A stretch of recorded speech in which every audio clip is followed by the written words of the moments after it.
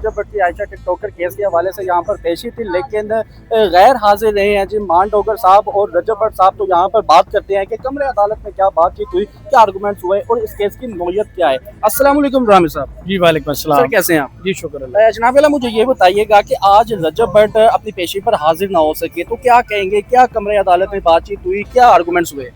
जी अदालत में आपने भी देखा फहद तकरीबन कोई 39 नंबर पे ये केस लगा हुआ था। तो हम अदालत में पेश हुए तो हमने अदालत के सामने जो अक्यूज पर्सन के वकील हैं उनकी तरफ से एक एप्लीकेशन दी गई कि जी रजब अली भट्ट और डोगर जो हैं वो गैर हाजिर हैं। तो इस पर हमने अदालत को असिस्ट किया कि अब तक इस केस में 10 हेयरिंग हो चुकी हैं और ये मुल्ज़मान 7 हेयरिंग पे जो है वो अब्सेंट रहे हैं और मुख्तलिफ तरह की इसी तरह की क्लेम एक्सक्यूज़ेस और इसी तरह की एप्लीकेशन आती रही हैं, मिसलिनियस एप्लीकेशन।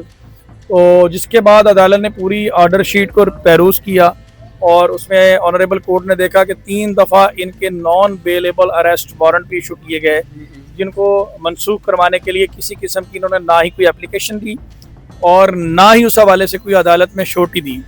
तो अदालत को तो इन्होंने बिल्कुल मजाक समझा हुआ है, जिस पर अदालत ने इजहार बरमी का इजहार किया और काफ़ी सख्त रिमार्क्स इसके ऊपर दिए।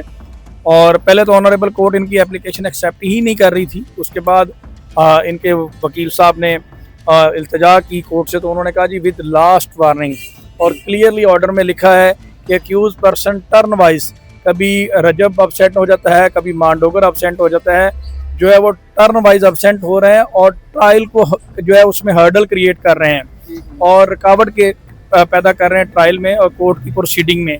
तो अगली डेट पे अगर ये अपीयर नहीं होते तो थ्रू नॉन बेलेबल वारंट्स जो है वो इनको जो है वो किया जाएगा और इस तरह की कोई भी application next time without genuine reason जो है वो उसको नहीं इंटरटेन किया जाएगा।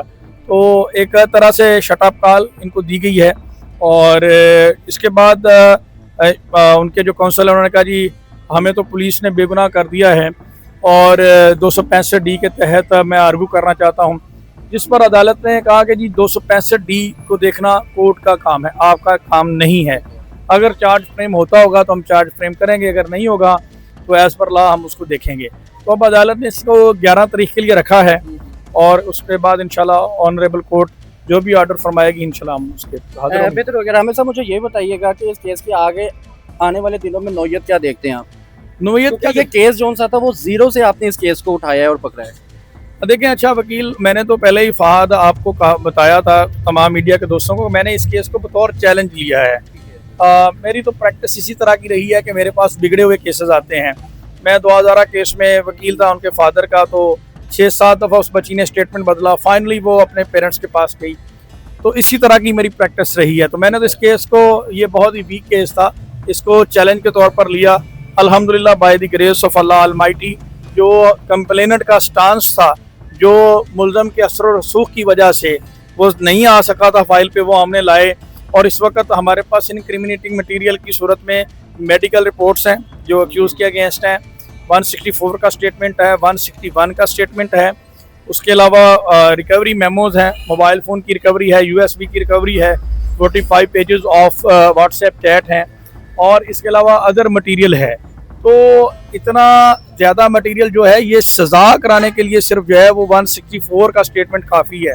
ये मैं नहीं कह रहा, ये सुप्रीम कोर्ट ऑफ पाकिस्तान की बेशुमार प्रेसिडेंट हैं कि सज़ा करवाने के लिए रेप केसेस में सिर्फ स्टेटमेंट काफ़ी है।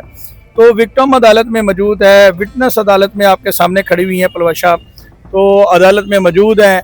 तो और एविडेंस क्या होता है? तो हमारे पास इंशाल्लाह एविडेंस है। अब एविडेंस सफिशिएंट है या नहीं है ये ट्रायल स्टेज पे देखा जाएगा।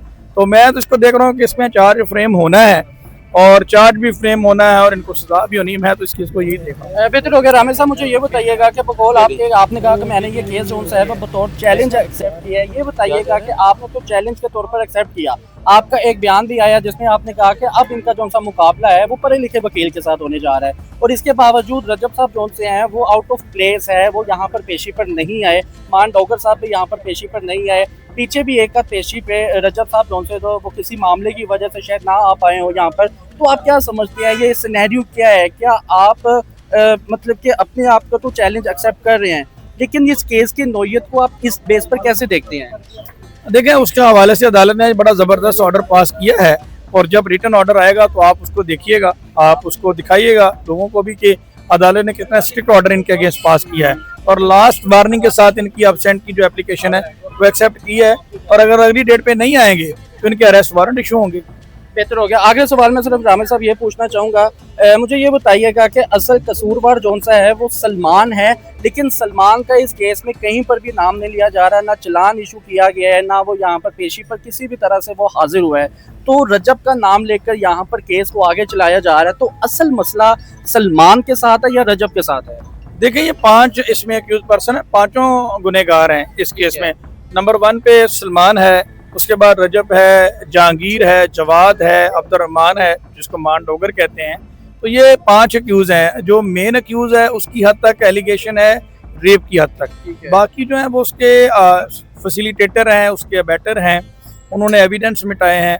201 सेक्शन की वायलेशन की है पाकिस्तान पीनल कोड के। तो कानून के मुताबिक अगर देखा जाए जिसने जुर्म किया है, क्या वो कसूरवार है या फिर जो साथ देने वाले हैं वो ज्यादा कसूरवार है? कसूरवार सारे हैं, लेकिन अगर केस की नौयत को देखा जाए तो ज्यादा कसूरवार कौन है? देखें, गुनहगार को सपोर्ट करने वाला भी तो गुनहगार ही होता है ना, और मेरी नज़र में जो ग्लोरीफाई करे ऑफेंस को वो ज़्यादा गुनहगार है। और जिस तरह से इनकी पोजीशन है सोशल मीडिया पे, ऐसी चीज़ों को अगर आप सोशल मीडिया पे हाइप अपनी मशहूरी के लिए, अपने फेम के लिए करेंगे तो डेफिनेटली ये आप सोसाइटी में क्राइम को प्रमोट कर रहे हैं। तो ऐसी जो चीज़ है वो बिल्कुल भी काबिल कबूल नहीं है। अल्हम्दुलिल्लाह अदालत ने इसके ऊपर बड़ा ज़बरदस्त आज ऑर्डर पास किया है, और आप देखेंगे कि फहद जो लॉ नोइंग पर्सन है वो इस चीज़ को समझते हैं कि 164 का जो स्टेटमेंट होता है उसकी वैल्यू क्या होती है, मेडिकल की रेप केसेस में वैल्यू क्या होती है, और मोबाइल फ़ोन जब रिकवरी मेमोज की क्या वैल्यूज़ होती है। तो ये सारी चीज़ें लीगल माइंड रखने वाले लोग अंडरस्टैंड करते हैं, और इंशाल्लाह हमने इसको प्रूव किया है और आगे भी करेंगे।